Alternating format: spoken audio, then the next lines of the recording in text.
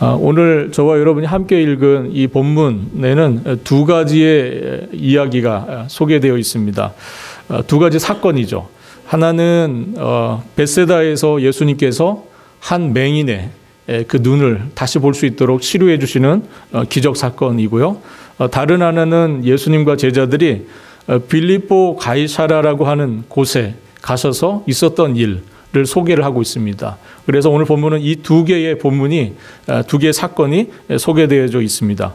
그런데 이 본문, 오늘 저와 여러분이 함께 읽은 이 본문은 마가복음 전체를 놓고 볼 때, 1장부터 16장까지 전체를 놓고 볼 때 전반부와 후반부를 가르는 아주 중요한 그런 변곡점, 분수령과 같은 그런 아주 중요한 내용을 다루고 있는 말씀입니다. 특별히 오늘 본문 27절부터 시작되는 이 빌립보 가이사랴에서 있었던 베드로의 신앙 고백, 그리고 이어지는 예수님의 첫 번째 순환 예고, 이것이 예수님 사역에 있어서 절정으로 향하여 나아가는, 예수님 사역의 이제 가장 클라이막스로 향하여 나아가는 아주 중요한 시작을 보여주고 있는 그런 본문입니다. 오늘 본문과 관련해서 우리가 마가복음을 이렇게 공부를 하다 보면 발견한 아주 흥미로운 점 한 가지가 있습니다. 그것은 바로 오늘 본문, 저와 여러분이 함께 읽었던 첫 번째 나오는 이 맹인이 눈을 뜨게 된 이 치유 사건, 이 치유 사건과 또 하나의 맹인이 치유받는 사건이 마가복음에 기록되어 있습니다. 오늘 사건과 또 하나의 맹인이 치유받는 사건이 두 개가 있는데, 이 두 개의 사건, 그 사이에 예수님께서 내가 고난을 받고 십자가에 달려 죽고 3일 만에 다시 부활할 것이다 하는 이 순환에 대한 예고가 3번 나옵니다. 우리 저기 강사님께서 표를 아주 잘 만들어 주셨는데 저거 한번 보시면 좋을 것 같습니다. 저것을 잘 이해하시면 오늘 본문의 의미가 더 잘 드러날 수 있는데요. 오늘 본문 8장 22절 26절에 보면 벳세다라고 하는 곳에서 예수님께서 한 맹인을 치유하십니다. 그리고 10장 끝으로 가면 제일 마지막에 맹인을 또 치유하시는 사건이 나오는데, 바로 여러분들 잘 아시는 바디메오가 눈을 뜨게 되는 그 사건이 또 나옵니다. 근데 그 사이에 이 마가복음에는 모두 예수님의 순환에 대한 예고, 내가 고난을 받고 십자가에 달려 죽게 되고 그리고 3일 만에 다시 부활할 것이다 하는 이 3번의 순환에 대한 예고가 그 사이에 이렇게 끼워져 있습니다. 이것을 잘 보시면 우리가 오늘 본문이 갖는 의미가 무엇인지를 좀 더 정확하게 우리가 이해할 수 있게 됩니다.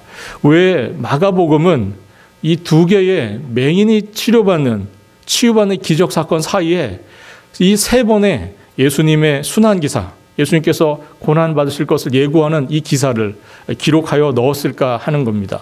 이것을 우리가 보면서 마가복음이, 특별히 오늘 본문이 우리에게 주는 특별한 메시지를 같이 한번 살펴보도록 하겠습니다. 여러분들, 맹인은 어떤 사람입니까? 네, 앞을 보지 못하는 분들, 그런 분들이 이제 맹인이시죠. 그래서 다른 사람의 도움 없이는 삶을 살아가기가 좀 어려우신 분들이 맹인이십니다. 여러분들, 이러한 분들의 삶을 여러분들 어느 정도 이해하고 계십니까? 혹시 주변에 맹인이 계십니까? 만약에 주변에 맹인이 있으시다면 그분들의 삶이 얼마나 힘들고 얼마나 어려운지를 이렇게 간접적으로나마 여러분들 보실 수 있으실 것 같아요. 제가 가깝게 지내는 친구 하나가 갑자기 실명을 하면서, 그 친구가 맹인이 된 친구 하나가 있습니다. 이 친구가 이제 결혼을 하고 첫째를 낳았거든요. 그런데 둘째를 이제 아내가 임신을 하는 그때에 이제 갑자기 실명을 하게 됐습니다. 수술 후유증으로 실명을 하게 되었는데, 둘째 태어났는데 얼굴을 이제 보지 못했어요. 그리고 이 친구가 이제 나이가 들어서 실명을 했기 때문에 사회를 적응하며 살아가는 일이 정말 힘들었습니다. 모든 것들을 처음부터 다시 해야 하는 그러한 어려움이 있었습니다. 그런데 그러한 어떤 사회적인 적응보다 사실 더 어려운 거는 그 상황을 받아들이는 거예요. 마음으로 받아들이는. 굉장히 힘들고 어려운 시간들을 보냈던 기억이 있습니다. 이 친구가 어느 날 저한테 요청을 했습니다. 새벽 3시에서 5시 사이에 혹시 깨어 있으면 나를 위해서 좀 기도해 달라고 그런 요청을 했던 적이 있습니다.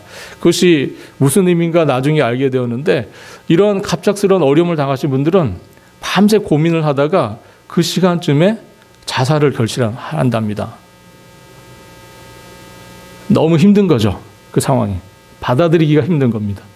그래서 너무나 그 어려운 상황들을 겪는 그 친구의 모습을 저는 보면서 정말 맹인으로 산다는 것, 우리가 앞을 보지 못하고 산다는 것이 얼마나 우리 인생에게 큰 고난이고 고통인가를 이렇게 좀 간접적으로나마 봤던 적이 있습니다. 그래서 성경에 특별히 이사야서를 보면 이 종말론적인 구원의 완성, 예수 그리스도를 통해서 하나님께서 이루시고자 하는 그 마지막에, 종말에 그 마지막에 주시려고 하는 하나님의 완전한 구원, 그거를 완성을 보여주는 그 그림이 이사야서에 기록이 되어 있는데, 그 장면을 보면 보지 못하는 자가 보게 되고, 말하지 못하는 자가 말하게 되고, 듣지 못하는 자가 듣게 되는 일이 있게 될 것이라고 말씀하고 있습니다. 우리 본문 같이 한번 읽어보도록 하겠습니다. 이사야서 35장 5절로 8절입니다. 한번 같이 읽습니다. 그때에, 이때 그때는 누굽니까? 언제죠? 그때. 이때 그때가 언제입니까? 이 그때가 중요합니다. 그때에. 이 그때는 바로 앞서 말씀드린 하나님께서 완전히 그 구원을 최종적으로 이루시는 종말론적인 구원의 때를 이야기하는 겁니다. 같이 읽습니다. 그때에 맹인의 눈이 밝을 것이며 못 듣는 사람의 귀가 열릴 것이며 그때에 저는 자는 사슴같이 뛸 것이며 말 못하는 자의 혀는 노래하리니 이는 광야에서 물이 솟겠고 사막에서 시내가 흐를 것임이라. 뜨거운 사막이 변하여 못이 될 것이며 메마른 땅이 변하여 원천이 될 것이며 승량이 눕던 곳에 풀과 갈대와 부들이 날 것이며 거기에 대로가 있어 그 길을 거룩한 길이라 일컬음 바 되리니 깨끗하지 못한 자는 지나가지 못하겠고 오직 구속함을 입은 자들을 위하여 있게 될 것이라. 아멘. 아멘. 따라서 맹인이 눈을 뜨게 되고 말 못하는 자가 말을 하게 되고 듣지 못하는 사람의 귀가 열려서 듣게 되고 저는 자가 뛰게 되는 그 기적이 나타날 때, 바로 그때 그것을 보게 되면 우리는 단순히 치유의 기적이 일어났구나, 놀랍다, 기적이 일어났다 할 것이 아니라 하나님의 구속의 때가 되었구나, 이제 이 구속을 완성하실 하나님의 때가 되었구나, 이제 그 때가 얼마 남지 않았구나라고 그런 기대와 소망을 가져야 한다는 겁니다. 오늘 본문에서 예수님께서 벳세다라고 하는 곳에 가셔서 한 맹인을 치료하시는 이 사건, 이것은 한 병자가 고침받는다고 하는 그런 단순한 의미의 사건이 아니라 예수께서 바로 그 메시아, 우리가 소망하고 기다렸던 그 하나님, 그 역사를 이루시기에 오신 그분이시구나라는 것을 깨달아야 한다는 것입니다. 마가복음은 맹인이 눈을 뜨게 되는 2개의 기적 사건을 두고 그 사이에 예수님의 순환에 대한 예고, 그것을 모두 3번 기록하고 있습니다. 그것은 곧 고난받다 십자가에 죽게 되실 그 예수님의 그 예고를 통해서 이 본문이 우리에게 주는 아주 중요한 메시지가 있습니다. 그것은 바로 예수께서 고난받으심으로, 곧 십자가의 대속의 죽음을 맞으심으로 인류를 위한 대속의 역사, 인류를 위한 구속의 역사, 즉 그 메시아의 사역을 하실 것이라는 그 의미를 담고 있다고 할 수 있습니다. 오늘 본문을 읽어나가면서 오늘 좀 더 그 의미를 살펴보도록 하겠습니다. 27절 다시 한번 읽어보도록 하겠습니다. 예수와 제자들이 빌립보 가이사랴 여러 마을로 나아갈새 길에서 제자들에게 물어 이르시되 사람들이 나를 누구라고 하느냐.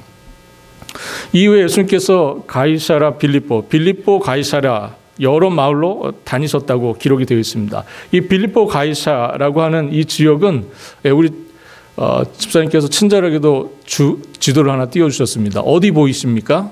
가이사랴 빌립보 가이사랴 보이십니까? 갈릴리 호수를 따라서 쭉 올라가시면 보이시죠? 예, 헤르몬산 아래쪽에 있는 도시입니다.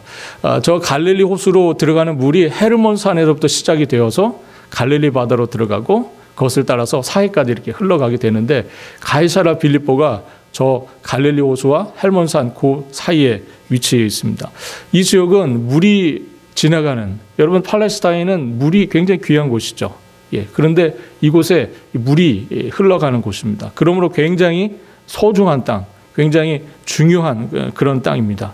그래서 이 황제 가이사 아우구스토가 빌립 대왕에게 선물로 하사해 주신 곳이고, 이후에 이 빌립 대왕의 아들인 헤롯 빌립 이곳을 수도로 정하면서 이곳에 자신의 이름과 황제의 이름을 합쳐가지고 빌립보 가이사라 이렇게 이름을 정한 도시입니다. 이곳에는 이 빌립이 황제를 위해서 헌사하는 마음으로 이 도시를 새롭게 정비를 했기 때문에 이곳에는 이 로마의 문화, 그러니까 로마 문화가 굉장히 곳곳에 배어 있는, 녹아 있는 그런 도시고, 또 황제 숭배를 위한 신전들이 곳곳에 많았던 곳이 바로 빌립보 가이사라입니다. 그런데 예수님께서 이곳에 가셨어요. 제자들과 함께 이곳의 여러 마을들, 그 지역에 있는 여러 마을들을 다니시면서 제자들에게 한 가지 질문을 오늘 던지십니다. 우리가 이 본문을 살펴 더 읽어보기 전에 중요한 것은 거기서 길에서라고 하는 본문이에요. 오늘 본문 말씀의 27절에 길에서 제자들에게 물어 이르시되 이렇게 되어 있죠. 특별히 마가복음을 읽으실 때 여러분들 중요한 표현 하나가 이 길에서라고 하는 단어입니다. 길에서. 길에서, 특별히 8장 이후로 예수님께서 예루살렘으로 올라가시는 그 여정에서 길에서, 노중에서 이런 표현들이 굉장히 많이 등장을 합니다. 특별히 예수님께서 그 길을 가시면서, 예루살렘으로 가시면서 순환 예고를 하시죠. 내가 이제 곧 십자가에 달려 죽게 될 것이다. 이것을 말씀하십니다. 여러분들 혹시 여러분들에게 누군가가 우리 함께 이 길을 걸어갑시다 이렇게 말하면 무슨 뜻입니까? 우리 함께 이 길을 걸어갑시다. 그럼 이런 무슨 뜻이죠 이게요? 그냥 길을 같이 트레킹을 산보를 하자 그런 뜻일까요?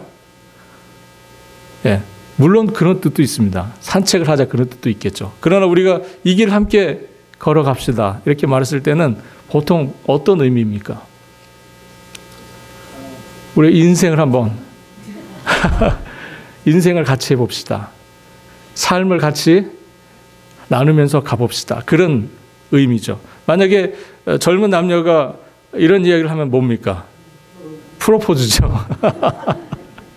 우리 이 길을 함께 걸어갑시다. 프로포즈입니다. 네. 만약에 예를 들어서 어떤 독립을 위한 단체가 조국을 위해서 한 목숨 바치자고 말하면서 여러 사람들에게 우리 이 길을 함께 같이 갑시다 하면 뭡니까? 어떤 의지의 그 결의를 다지는 그런 말이 되겠죠. 우리 주님께서 길을 가시면서 제자들에게 여러 가지 이야기를 하시고 여러 상황 속에서 여러 가지 말씀들을 굉장히 많이 하십니다. 마가복음은 특별히 그 상황들을 우리에게 많이 말씀해 주고 있는데, 그러므로 길이라고 하는 것은 그 사람이 사는 인생의 중요한 목적이 있죠. 여러분들이 사는 인생의 목적이 있으지 않습니까? 그리고 삶이 여러분들이 중요하다고 생각하는 가치, 그리고 여러분들 삶이 나아가는 어떤 방향, 여러분들 삶이 갖고 있는 어떤 의미, 이런 것들을 표현할 때 길이라는 표현을 씁니다. 인생의 중요한 때를 우리가 함께 간다, 함께 가자라고 말할 때 우리가 함께 이 길을 걸어가자고 그렇게 표현을 합니다. 그 길에서 예수님이 제자들에게 묻습니다. 사람들이 나를 누구라 하느냐? 이 예수님의 질문하셨던 곳은 앞서 말씀드린 것처럼 빌립보 가이사랴 지역입니다. 가이사는 황제란 뜻이죠. 황제. 예. 황제가 주인공인 지역입니다. 황제의 다스림 속에 있고 황제의 영향력이 강력하게 미치고 있는 빌립보 가이사랴. 모두에게 이 지역의 주인이 누구냐고 말하면 황제라고 말하는 그런 사람들이 사는 그 지역에 가셔서 예수님께서 사람들이 나를 누구라고 하냐 이렇게 예수님께서 물으셨다는 겁니다. 제자들이 답합니다. 세례 요한이라고 하고 더러는 엘리야 대려는 선지자 중에 하나이다라고 이렇게 답을 합니다. 제자들도 마찬가지이지만 세상은 예수께서 누구이신지, 세상 사람들은 사실 예수님이 누구이신지를 잘 모르는, 예수님에 대해서 아직 눈이 띄어져 있지 않은 그런 맹인의 상태에 있죠. 사람들은 예수가 누구신지 잘 모릅니다. 그런데 정말 예수님은 사람들이 자신을, 즉 당신을 누구라고 하는지 궁금해하셔서 이 질문을 하셨을까요? 예수님은 세상 사람들이 자신을 누구라고 하는지 궁금하셔서 이 질문을 하셨을까요? 오늘 본문에서요? 그렇지 않습니다. 사실 주님이 궁금해하신 것은 제자들이 자신을 누구라고 생각하는 거예요. 마가복음을 통해서 드러나는 제자들의 모습은 안타깝게도 그들의 무지함입니다. 무지함. 영적인 맹인. 예수께서 누구신지 잘 깨닫지 못하는 그런 무지함이 마가복음에 계속해서 나타납니다. 제자들은 예수님이 누구신지 잘 몰라요. 마지막 순간까지. 그런데 그럼에도 불구하고 우리 예수님의 관심은 늘 제자들이었습니다. 제자들. 풍랑이 있는 바다에서도, 그리고 귀신을 쫓아내실 때에도, 오병이의 기적을 베푸실 때에도 예수님의 관심은 제자들에게 있으셨습니다. 제자들에게 늘 진심이셨어요. 그래서 오늘 본문 29절의 질문을 이어가십니다. 또 물으시되 너희는, 제자들을 향한 거죠. 너희는 나를 누구라 하느냐? 베드로가 대답합니다. 주는 그리스도십니다. 주는 그리스도십니다. 우리가 개역성경은 주는 그리스도십니다 이렇게 번역을 했지만 사실은 원문에는 당신은 그리스도이십니다 이렇게 되어 있습니다. 당신은 그리스도이십니다. 그리스도라는 말은 헬라어죠. 헬라어입니다. 이 말의 히브리 말이 메시아입니다. 메시아. 메시아라는 히브리 말을 헬라어로 번역한 것이 그리스도입니다. 이 의미는 기름 부음을 받은 자, 그런 뜻입니다. 기름 부음을 받은 자. 구약 시대에는 모두 세 가지 직분자들이 기름 부음을 받았습니다. 첫 번째 선지자가 그랬고요. 그다음에 제사장들이 그랬고요. 그리고 왕이 그랬습니다. 이 세 직분은 기름을 부어서 그 직을 임명했었습니다. 그런데 메시아는 어떤 사람인가, 어떤 분인가 하면 이 세 가지 기름 부음을 받는 이 세 가지 직분을 한 몸에 갖고 계신 분, 선지자와 제사장과 왕의 직분을 동시에 갖고 계신 분이 바로 메시아, 곧 그리스도이십니다. 이 메시아를 이스라엘은 오랜 시간 기다렸죠. 메시아가 올 것을 너무나 열망하고 오랜 시간 기다렸습니다. 메시아의 오심은 이스라엘의 오랜 소망이었습니다. 이스라엘의 오랜 소망이었을 뿐만 아니라 더 나아가서 온 인류의 오랜 소망이고 기다림이었습니다. 베드로의 답변은 아주 명료하죠. 당신은 그리스도십니다. 즉 예수님, 당신은 그리스도시라는 거예요. 예수는 그리스도다.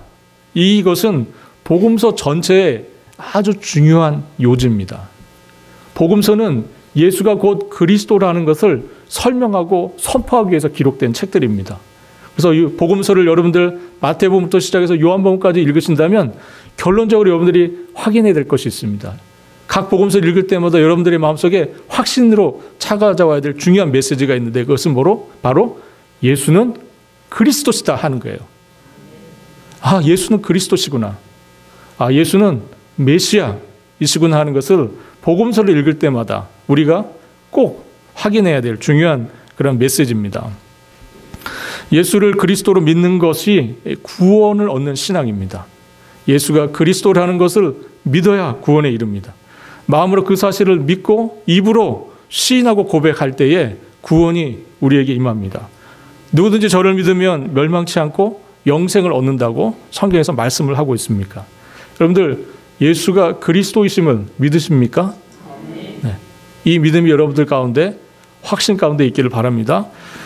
이는 예수님을 하나님이 보내신 분, 예수님은 하나님께서 보내신 분으로서 종말론적인 그리고 최종적인 권위를 갖고 계신 구원자이심을 고백하는 것입니다. 그것이 바로 당신은 그리스도이십니다라고 말한 이 베드로의 고백의 의미입니다.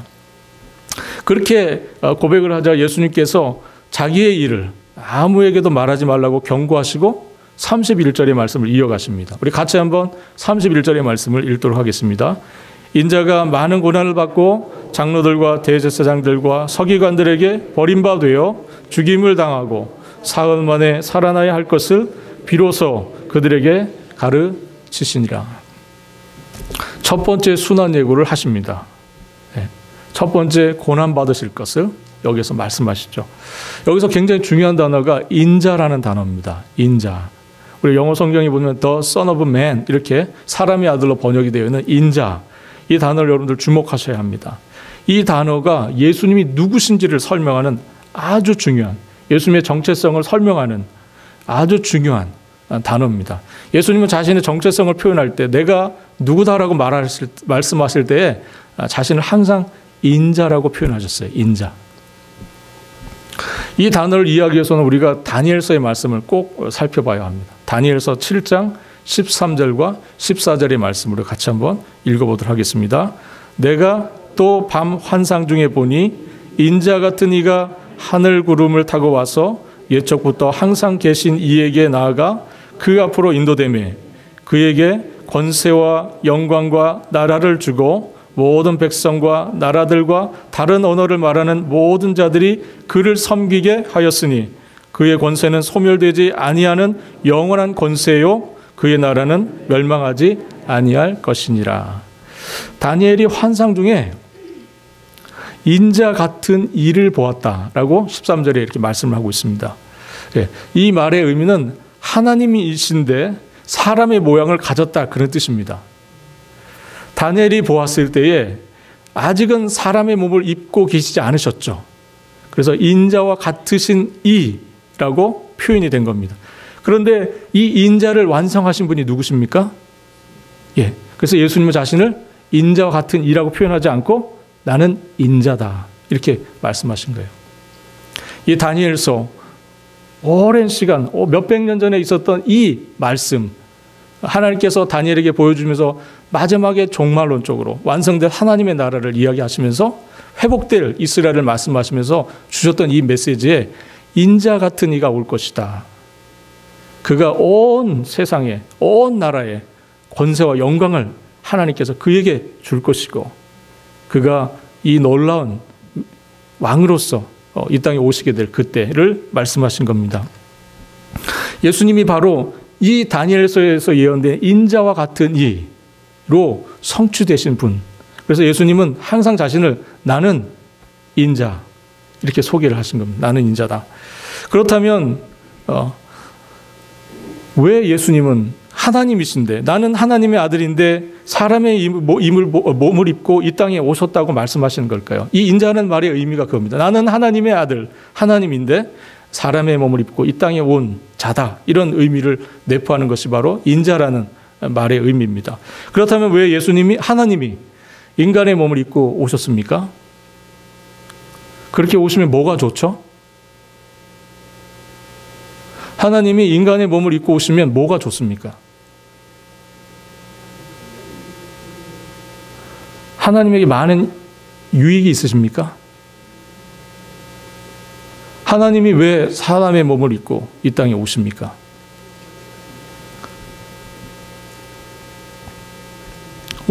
그렇게 오시면 부귀 영화를 누리시나요?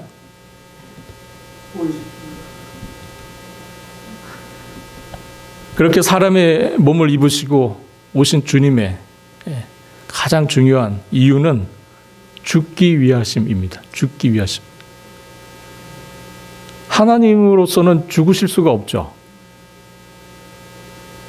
죽는 존재는 인간입니다. moral. 인간만이 죽습니다. 예수님께서 하나님이시지만 인간의 몸을 입고 오신 것은 죽음을 맞기 위해서입니다. 죽기 위해서요. 왜 죽으시려고 하십니까? 왜 하나님께서 굳이 인간의 몸을 입고 이 땅에 오셔서 죽으시려고 합니까? 왜 죽으시려고 하죠?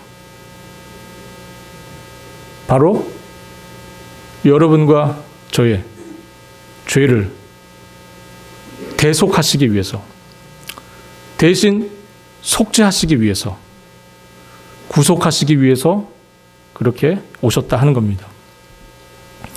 아담의 후손 중에는 흠이 없는 인간이 없으므로 아담을 따라서 육신의 생육법으로 태어난 모든 인생 가운데는 의론자가 없으므로 하나님께서 인자로 이 땅에 오시는 일을 하셨고, 그렇게 해야만이 의로우신 하나님을 만족시킬 수 있기 때문에 흠없는 인간으로 이 땅에 오신 것이 분이 바로 예수님이십니다. 그래서 인자라고 예수님께서 자신을 말씀하실 때에는 언제나 그의 죽음과 고난이 포함되어 있습니다. 예수님께서 언제나 자신을 나는 인자다 이렇게 말씀하실 때는 그분이 곧 고난을 받으시고 그분이 곧 죽게 되실 것이라는 것을 항상 그 의미를 갖고 있습니다. 이것은 기독교 신앙이 내포하고는 가장 핵심적인 복음이 그 가운데 있는 겁니다. 31절 말씀 다시 한번 상기하는 마음에서 읽어보도록 하겠습니다. 인자가 많은 고난을 받고 장로들과 대제사장들과 서기관들에게 버림받아 죽임을 당하고 사흘 만에 살아나야 할 것을 비로소 그들에게 가르치시되, 비로소 그들에게 가르치셨다 이렇게 말씀을 한 것을 보면, 이후에도 말씀하신 것처럼 이후에도 예수님은 두 번 더 자신이 죽으실 것을 말씀하십니다. 제자들에게 가르쳐 주시죠. 이 순환 예고를 통해서 예수님은 이 고난이 자신에게 필연적인 것, 반드시 반드시 일어나야 할 고난, 반드시 일어나야 할 일로 주님께서 말씀하셨습니다. 꼭 그렇게 해야 한다는 겁니다. 왜 그렇습니까? 그렇게 해야 하나님의 뜻이 이루어지고 하나님의 일이 성취되기 때문입니다. 그래서 꼭 그렇게 하셔야 한다고 주님께서 말씀합니다. 그런데 예수님이 이 순환 예고를 하시자 베드로의 태도가 갑자기 돌변합니다. 오늘 보면 32절입니다. 드러내놓고 이 말씀을 하시니 베드로가 예수를 붙들고 항변하매. 32절에 나타난 베드로의 태도를 보면 29절에서 그가 했던 고백은 온전한 고백이 아니었음을 우리가 알 수 있습니다. 여기서 붙들었다 하는 말은 바짝 잡아당겼다 그런 뜻입니다. 우리식으로 표현하면 뭘까요? 멱살 잡았다? 뭐 이 정도 의미일까요? 강하게 붙잡아서 바짝 당겼습니다. 예수님을. 그러면서 뭐라고 말합니까? 절대 이런 일이 일어날 수 없다는 거예요. 항변합니다. 예. 항변했다는 말은, 이 단어는 꾸짖었다 그런 뜻입니다. 꾸짖었다. 이 꾸짖었다는 말이 앞에서도 많이 사용됐었습니다. 마가복음 안에서 이 꾸짖었다는 말은 예수님께서 병자를 꾸짖으실 때, 귀신을 꾸짖으실 때, 바람과 바다를 꾸짖으실 때 사용했던 그런 표현들입니다. 마치 예수님을 향해서 귀신을 꾸짖듯이, 병자를 꾸짖듯이, 바람과 바다를 꾸짖듯이 베드로가 그렇게 했다는 겁니다. 엄청나게 항의한 겁니다. 내가 이렇게 곧 죽게 될 것이다 이렇게 주님께서 말씀을 하시니까 베드로가 무슨 말이냐고, 그게 그럴 수 없다고. 누구 마음대로 죽습니까? 뭐 이런 식인 거예요. 누구 마음대로 죽습니까, 주님? 우리가 주님을 따라오기 위해서 가족도 포기하고 생업도 포기하고 지금 여기까지 이렇게 고생하며 따라오고 있는데 죽다니요, 말이 됩니까? 그럴 수 없습니다. 누구 마음대로 죽습니까? 우리는 모든 인생을 주님께 걸고 이렇게 쫓아오고 있는데 주님 죽으신다니요, 말도 안 됩니다. 베드로가 흥분합니다.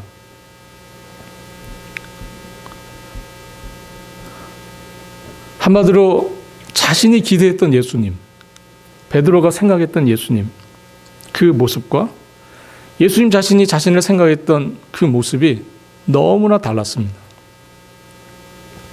예수님 자신을 인자로 이해를 하셨고, 그래서 하나님의 뜻을 이루시기 위해서 고난받아서 십자가에 죽는 것을 자신의 생각으로, 자신의 계획으로, 인생의 중요한 목적으로, 목표로, 의미로 생각하고 지금까지 오셨습니다. 그런데 베드로, 그 주님을 따랐던 베드로는 그렇지 않았어요. 베드로는 앞으로 예수님께서 허기진 백성들의 빵의 문제도 해결해 주셔야 되고, 잃어버린 나라를 되찾아 주셔야 하고 하는 이런 엄중한 사명을 갖고 계신데 고난을 받아서 죽는다니 말도 안 되는 거죠. 주님 앞을 향해서 칼을 뽑는 자가 있으면 자기가 가서 대신 맞을 마음입니다. 지금 베드로는. 그럴 수 없다는 겁니다. 무슨 나약해 빠진 그런 소리를 지금 하고 계십니까? 주님. 주님이 하실 일이 얼마나 중요한데. 죽다니요. 말도 안 됩니다. 그런 생각입니다. 우리가 지금 웬만한 각오와 생각으로 지금 여기까지 왔습니까? 우리는 가족도 포기하고 상업도 포기하고 이렇게 왔는데 주님 죽다니 절대 그럴 수 없습니다. 이런 마음이에요. 베드로가 항변을 하자 예수님께서 제자들을 보시면서 33절에 말씀을 하십니다. 베드로에게 이렇게 얘기하시죠. 사단아, 내 뒤로 물러가라. 내가 하나님의 일을 생각하지 아니하고 도리어 사람의 일을 생각하는도다. 베드로의 생각, 예수님의 생각이 크게 부딪혔고요. 하나님의 일과 사람의 일이 지금 부딪히고 있습니다. 베드로의 생각은 죽음을 보지 않고 영광을 누리는 거였어요. 그러나 예수님의 생각은 고난과 죽음을 통해서 영광으로 나아가는 거였습니다. 이것이 바로 예수님이 가시는 길, 예루살렘 골고다 언덕, 그 십자가로 향하여 나아가시는 길이었습니다. 예수께서 제자들을 향하여 도전적인 말씀을 34절에 이어서 하십니다. 같이 읽겠습니다. 34절입니다. 누구든지 나를 따라오려거든 자기를 부인하고 자기 십자가를 지고 나를 따를 것이니라. 누구든지 나를 따라오려거든. 예수는 지금 어딜 향해서 가고 계십니까? 예루살렘 골고다 언덕 십자가입니다. 그곳에 향해서 주님 가고 계시죠. 그러면서 주님께서 말씀하세요. 누구든지 나를 따라오려거든. 어떻게 합니까? 자기를 부인하고 자기 십자가를 지고 나를 따를 것이니라. 지금 예수님 본인이 지금 그렇게 하고 계시잖아요. 자신을 부인하고 자기 십자가를 지고 주님 지금 십자가 그 골고다 언덕을 향해서 가고 계시는 거 아닙니까? 누구든지 나를 따라오려거든 나처럼 하라는 거예요. 자신을 부인하고 자기 십자가를 지고 따라와야 한다고 주님께서 말씀하십니다. 제자들이 꿈꿨던 나라, 제자들이 꿈꿨던 권세, 제자들이 꿈꿨던 영광이 있었습니다. 로마처럼 강한 나라, 황제처럼 강한 권세, 많은 세속적 자랑으로 가득한 영광. 그것이 제자들이 꿈꿨던 나라요, 권세요, 영광이었습니다. 반면에 예수님께서 꿈꾸신 나라가 있습니다. 예수님 꿈꾸셨던 권세가 있고 예수님께서 꿈꾸셨던 영광이 있으셨어요. 그것은 바로 하나님의 나라셨고 곤고한 자들을 위한 섬김의 권세였고 십자가 고난과 죽음으로 말미암는 영광이었습니다. 그래서 요구되는 것이 자기 부인과 자기 십자가를 지는 겁니다. 고난 없는 축복의 길만 가려고 했던 그리고 그랬던 자가 자기 부인을 하고 십자가 없이 예수의 복만을 얻으려던 내가 자신을 부인하고 주님을 따라가야 한다는 주님의 말씀이십니다. 우리는 십자가를 너무나 예쁘게, 십자가를 너무나 부드럽게 가공하고 포장하고 있는 것은 아닌가, 그런 생각이 듭니다. 저 뒤편에 있는 십자가, 우리가 처음 구매할 때 작은 에피소드가 있었습니다. 어떤 분은 하얗고 밝은 십자가를 원하셨어요. 예쁘잖아요, 보기에. 밝고 환한 십자가.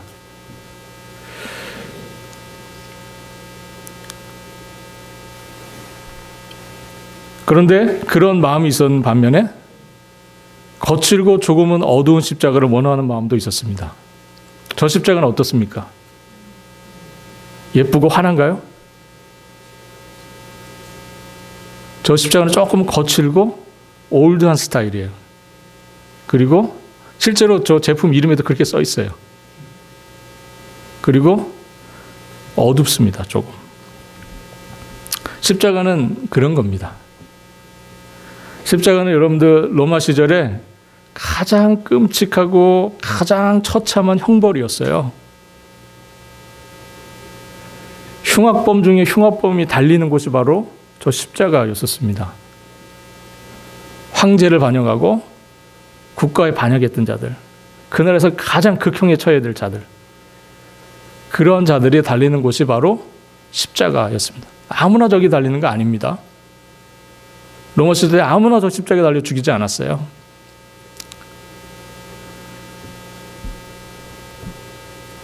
십자가는 그 자체가 고난이었습니다. 저 십자가로 가는 길은 주님께서 말씀하신 대로 자기를 부인하고 자기 십자가를 지고 가는 길입니다.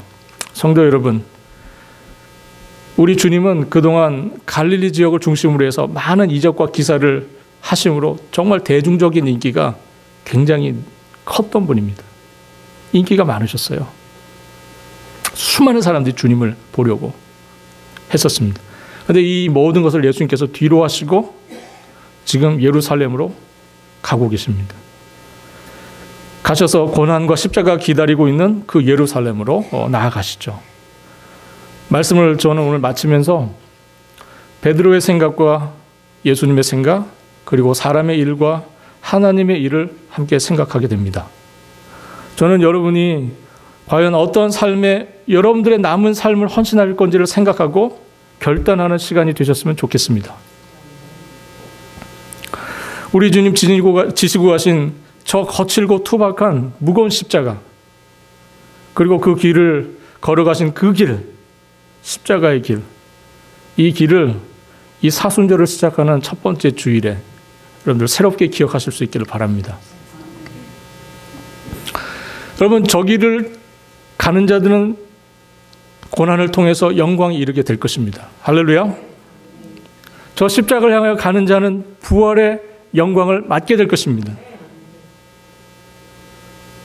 우리가 부활을 소망하고 영광스러운 마지막 때를 소망한다면 저 주님 가신 길을 따라서 우리 자신을 부인하고 십자가를 지고 주님처럼 나아가야 할 줄로 압니다. 이 사순절에 그리스도의 십자가가 새롭게 여러분들의 심령 속에 새겨지고 기억되는 그런 시간들이 될 수 있기를 우리 주님의 이름으로 바라겠습니다. 기도하겠습니다. 사랑하는 주님, 우리의 인생을 살면서 나를 버리는 길이 가장 힘들고 어려운 길임을 주님 고백하지 아니할 수 없습니다. 당신을 위해 살기로 마음 먹으면서도 당신의 고난에 동참하지 못하는 저희들의 연약함을 용서하여 주옵소서. 고난 없이 당신의 영광만을 차지하려고 했던 이기적인 욕심이 우리에게 있었나이다. 주님, 당신을 따르는 길이란 생명을 걸고 가야 하는 길, 아니 죽음으로써 생명을 얻는 길이라는 것을 저희가 기억하게 하시고 오늘도 당신이 지신 십자가를 바라보며 나의 십자가 지고 주님을 따라가게 하옵소서. 십자가를 넘어 부활의 영광을 볼 수 있는 믿음을 우리 가운데 허락하여 주시고 고난의 자리를 넘어서 영광이 우리를 위하여 기다리고 있다는 것을 알게 하시기를 원합니다. 종들이 당신의 뒤를 신실하게 따라가게 하옵소서. 감사드리며 우리 주님 되시는 예수 그리스도의 이름으로 기도합니다. 아멘.